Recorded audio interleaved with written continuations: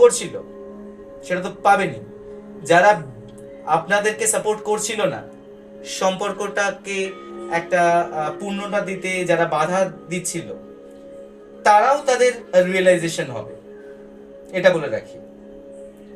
শুনে নিন, যারা আপনাদের সম্পর্কে বাধা হয়ে দাঁড়িয়েছিল, যারা আপনাদের সম্পর্ককে নষ্ট করারও চেষ্টা করেছিল, তারা রিয়েলাইজ করেছে, নালে রিয়েলাইজ করবে। কারণ তারাও সেম সিচুয়েশন দিয়ে ডিল করবে, আজ না হয় কাল।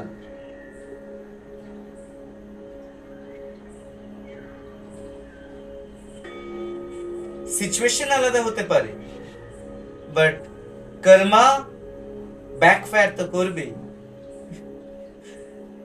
সবাইকেই তার প্রাপ্য শাস্তির ভাগ তো নিতে হবে।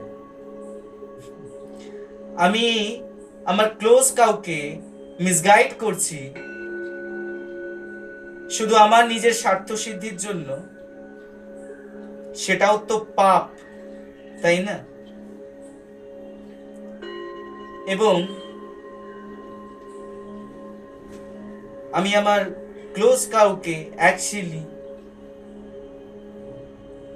দেখানো ভালোবাসা দিয়েছি, সেটা রিয়েলাইজেশন তো আপনার প্রিয় মানুষটি পেয়ে গেছে।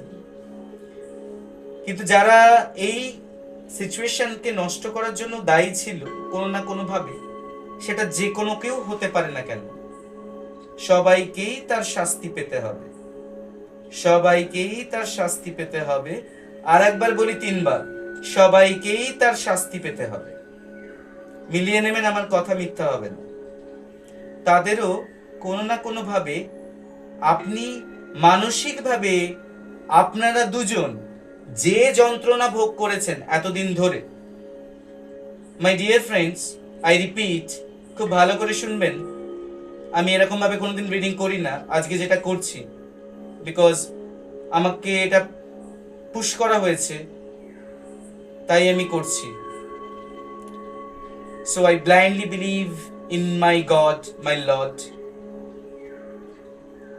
আজকের মেসেজ, যারা আপনাদের ক্ষতি চেয়েছিল, তাদেরও আপনাদের দুজনের মানসিক যে যন্ত্রণা, যে কষ্ট যেটা আপনারা পেয়েছেন, তার বহুগুণ বেশি তারা পাবেন